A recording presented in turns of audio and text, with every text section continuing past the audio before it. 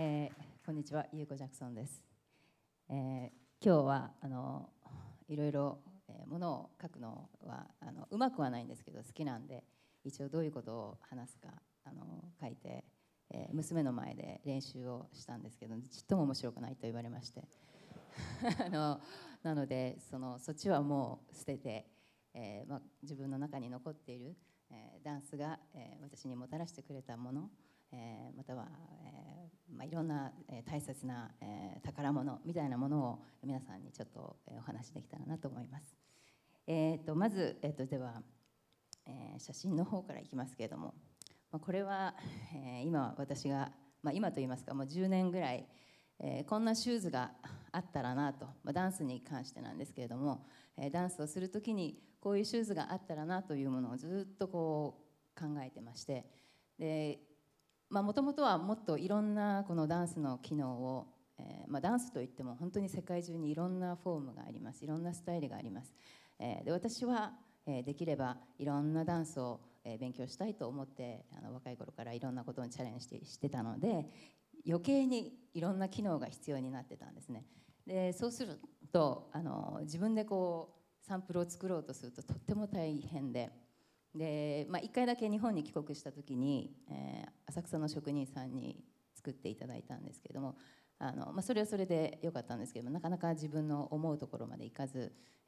その後自分でこうスニーカーを5足以上解体して結構スニーカー解体するのは大変なんですけど、接着剤がすごくやっぱり靴は何でもそうですけど強力なのでなかなかこう剥がしたりできず。ですけれども、自分の足に傷をつけながらでも解体して、なんとかこうサンプルを作ってきたわけです。でこういう法のシューズと自分の中では思ってるんですけれども、このシューズを履いたらダンスがすぐ上手くなるというものではないんですが、自分の中では本当にこうイメージ的にオズの魔法使いのドロシーが履く赤いシューズでちょっとかかとをポンポンと鳴らすと別の世界に行くっていう、そんなこう夢のある、自分の中ではとってもこう夢のあるシューズになってます。でこれは、現在プロの方にサンプルをやっと作っていただいてます。なので、これは、近い将来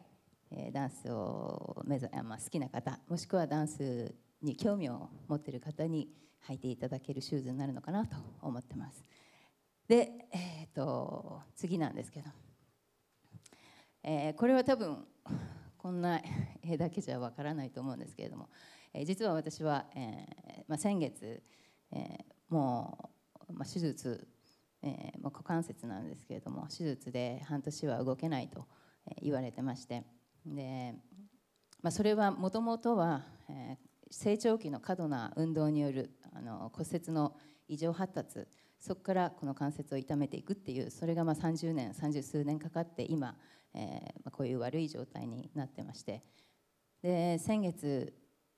もう寝たきりになる自分っていう、痛みもあったので、それをこう想像してた時に、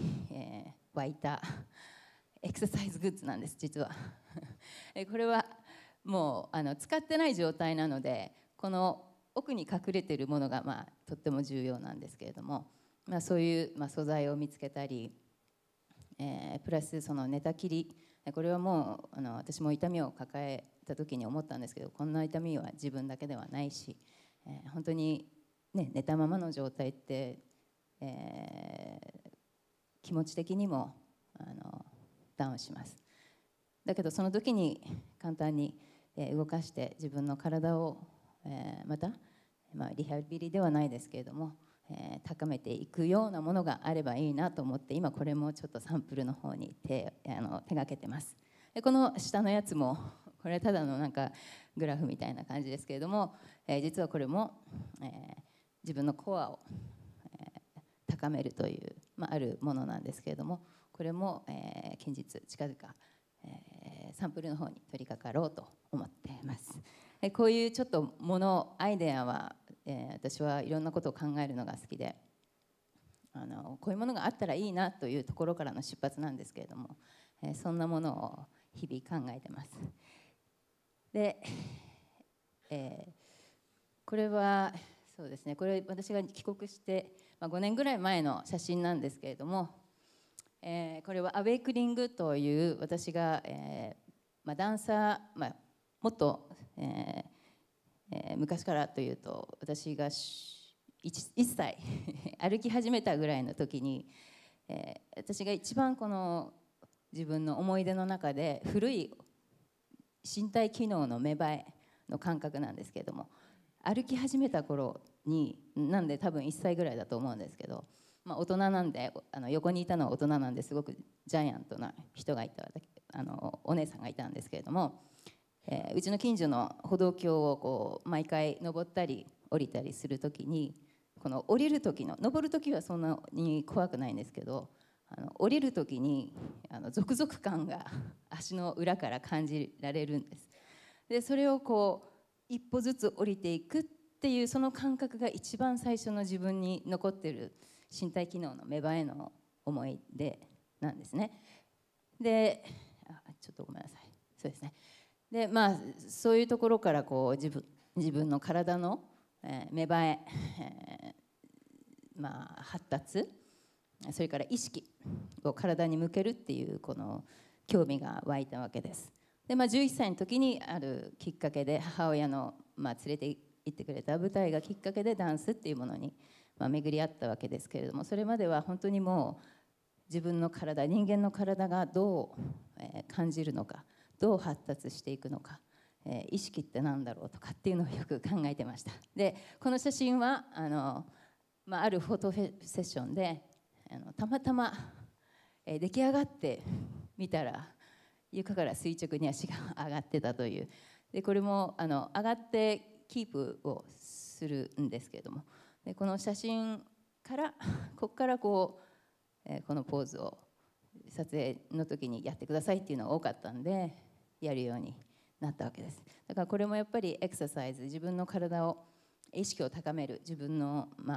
体軸だったりいろんな意味のバランスがありますけれども、そのバランスというただ単にこうバランスがいいっていうバランスではなく、例えば柔軟性とそれに合った強さだったり、内側と外側のバランスだったり、アンバランスなバランスだったりっていろんなバランスがあると思うんですけど、そういうのを高めていった結果こういうことができるようになりました。でこれは、去年、カリブ海の、島の子どもたちに、ダンス・ウィズ・マイケルっていう私が、ダンサー時代に体験できた、マイケル・ジャクソンとの、お仕事、それからマイケル・ジャクソンから学んだことをベースにやっておりますワークショップクラスがあります。それを子どもたちに教えた時の、写真です。でやっぱり国が変わっても言葉が変わっても人種が変わってもダンスってみんなが、つながり合えるものだなと、思います。でこれも去年なんですけども中国の、国立芸術学校の子どもたちに、ダンスを教えてきました。これも紫禁城の中の敷地内ですけれども、そこで、皆さんとスリラーをやってまいりました。こういうなんかこう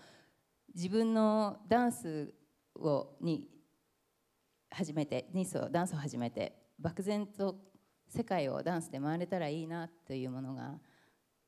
なんか実現できてるっていう、感じが毎回します。これは、東北の方のチャリティーで、やっぱりダンスで元気になってもらおうというので行ってまいりました。こうやってダンスがもたらす力で私は、いつもいただいて、感じています。でもずっとじゃあダンスを私がやってきたかというとそうではなく、本当に高校3年間は何もせずダンスというものをそれまでのその3年間の、ダンスの、情熱というか自分がダンスに取り組んだ情熱っていうものもなんとなくその頃、バレエ学校だったんですけどダンスの教室でいろんな人間関係派閥そういうちょっと人間臭いところにちょっと折れてしまいまして、私がやりたいのはこういうことではない、ダンスにもっとピュアに向かいたい。でプラスそのダンス、自分が探す求めているダンスのスタイル、ダンスの形って何だろうって思って3年間やめてしまったんですね。だからずっとこうダンスをやってきたっていうわけではないんです。なんですけれども、いつもこうダンスが自分が真っ暗闇になった時に手を差し伸べてくれるというか、ダンスをなんかこうチャンスといいますか、自分が元気になる、生きる力をもらいます。で、ごめんなさい。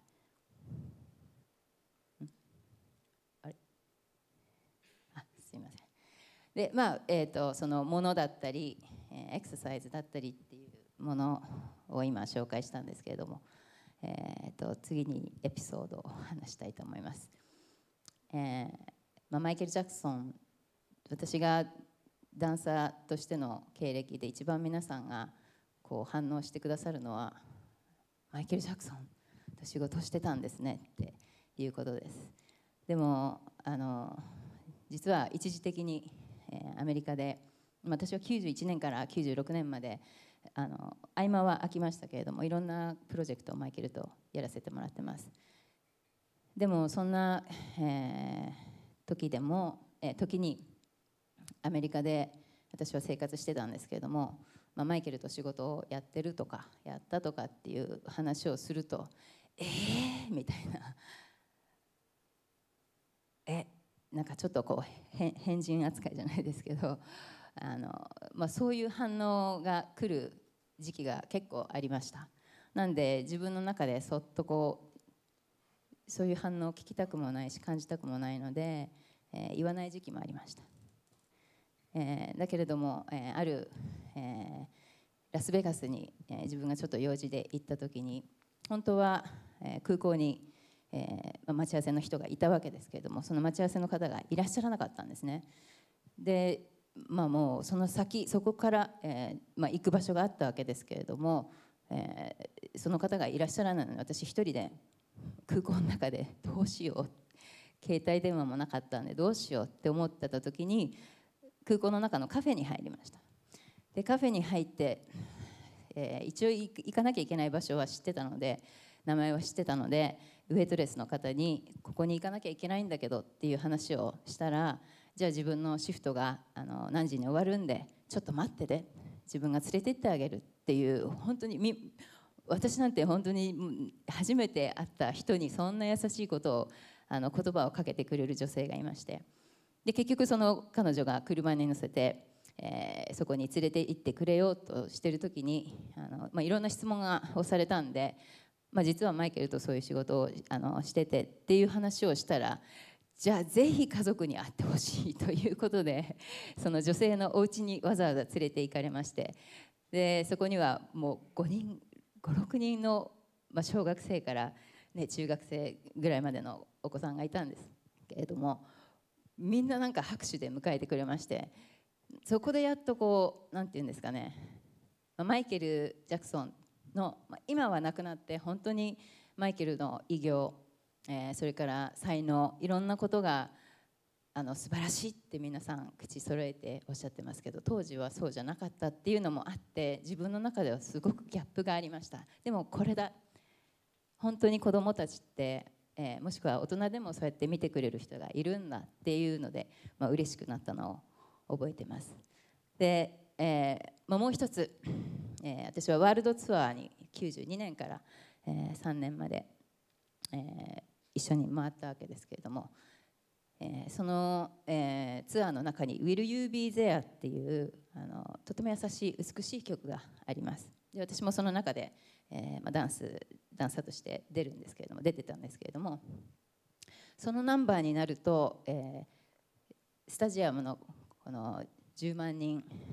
もっとかなの、観客の皆さんが、ライターをつけるわけですね。で多分大きなコンサートでそういうこともあるとは思うんですけれども、私の中ではステージからそんな光景を見るっていうのは初めてで、コンサートなんで夜になるわけですよね、屋外の。で夜になるとその、ライターなのかペンライトなのか、それがいっぱいこの会場中にもう先まで見えなくなるところまでも、灯ってるわけです。そうすると人の存在っていうものが魂としてこう会場からステージに向かってくるんですね。これはもちろんマイケルがいるからなんですけれども、その魂がわーっと来てとっても美しい世界を体験できました。これは多分現実ではなかなか体験できないことなんですけれども、その人間の持つ美しい部分のこの魂っていうところがまとまって、それだけの人数の魂がわっとこうステージに向かってくる。これは本当に素敵な経験でした。でさらに、私がここにステージにいるとしたら、歌う箇所にもよるんですけれども、マイケルがこの辺にいます。そうすると、波動のようなものがウォーンって低音で来るんです。ウーンっていう、これちょっと口ではなかなか表現できないんですけど、ブーンっていう感じです。でプラスそれがなんか筒に包まれたような、そしてドーンと私のこの全部にこうつながるんですね。これはもしかしたら私の、分かんないです、証明できないことなんだとは思うんですけれども、これは本当にこのナンバーの時に感じる、それから観客からもの皆さんからも感じる、マイケルからもそんななんかこう異次元の世界のエネルギーを感じたっていう思い出があります。で、マイケル、私の、渡米にした理由は、90年のダンス留学を入れると85年ぐらいからなんですけれども、渡米にもう住むって決めていったのが91年です。でその頃で日本はまだまだバブルで結構景気がよくって、ダンサーの仕事というと結構外国人が使われるわけですね、日本国内で。で好条件の仕事になると外国人なんです。でもじゃあそこでダンスのレベルで選ばれてるかっていうと違ったんですね。でもそんな社会観を変えるよりも自分を場所を変えるしかない、自分の一人ではどうしようもないことなんで、それはもう自分を変えるしかないと思って渡米をしたわけです。結果渡米をしたことで本当にいろんな、日本でもそうですけどもいろんな経験をさせていただきました。ちょっと時間が押してるので最後に、その後私はマイケルの、ショートフィルムの「ゴースト」というのを最後にダンスの、プロダンサーとしての活動をやめまして、もう一つの私の夢だった家庭というもので、運命の人と出会って結婚したわけです。で一時も設けまして、たんですが、3年足らずで、主人は急に、脳梗塞でしたけれども亡くなってしまいました。で、もちろんその自分のためのダンスレッスンは、趣味程度にやってたんですけれども、もうプロのダンサーとしての活動も全くやってなくて、で、主人が亡くなった時というのは肉体的にも精神的にもボロボロの状態で、本当にライトも何もなく真っ暗な状態でした。ただいるのは1歳ちょっとの娘で、その時はニューヨークに住んでたんですけれども、娘がいるのが生きる義務っていう感じだったんですね。でそんな、ちょっと大変な時に1ヶ月後ぐらいに、私がやり残したダンサーとしてやり残したオーディションがあるという、話が耳に入ってきまして、こんなボロボロな状態になんで今なのって思ったんですけれども、でもこれは受けなかったら後悔するし、落ちても受けてみようと思って受けました。数百人1名枠でマイケルほどではないんですけれども、数百人1日がかりのオーディションで、そこで、また、ちょっとこう自分以上の力がというか、全く想像してなかった自分の力と記憶力と、本当になんかこう細かいことは覚えてないんですけど、信じられない力が出たんです。でこの時にやっぱり、出会いを作ってくれた母、もう、中3の時に亡くなったんですけれども、その母ともしかしたら亡くなった主人がやりなさいと肩を押してくれたんだなと思って、そこから半年間ダンスの、自分が憧れていたダンスカンパニーで全米、回りました。娘とベビーシッターも同行して、回りました。でそんなのがあり、自分の中ではダンサーとしてやりたいこともやったし、分かったのは一生かけても自分がなりたいダンサーにはなれない、自分が目指すレベルにはいかないっていうところだったんです。これは諦めではなく真実として受け取ったんですね。でそこから、そのカンパニー時代にニューヨーク大学で教えたり、そういう教えるという伝えるという楽しみが、発見できたので、ご縁もあり日本に帰ってきて指導するという、ことに力を入れております。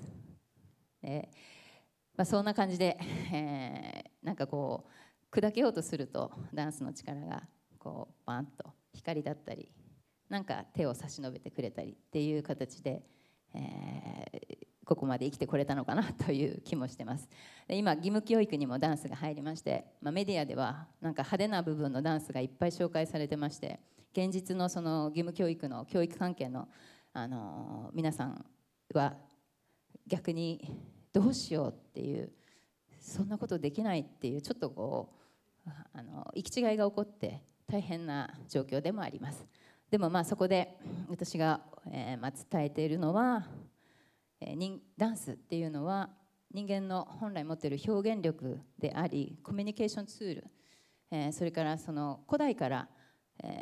自分たちの体に残っている遺伝子って言ったらいいんですかね、その踊るというのは特別なことではなく、昔はもっと喜怒哀楽、いろんなことに対して踊りというものがあり、もちろん音楽があり、だからその部分を思い出して、その部分を出していけば、スタイル、ジャンル、いろんなものを関係なく本当の意味で踊るダンスという楽しみが、みんなでシェアできるんじゃないかなと思って、そんな、伝道といったら言葉が大げさになりますけれども伝えております。こんなところでお話を終わりにさせていただきます。ありがとうございました。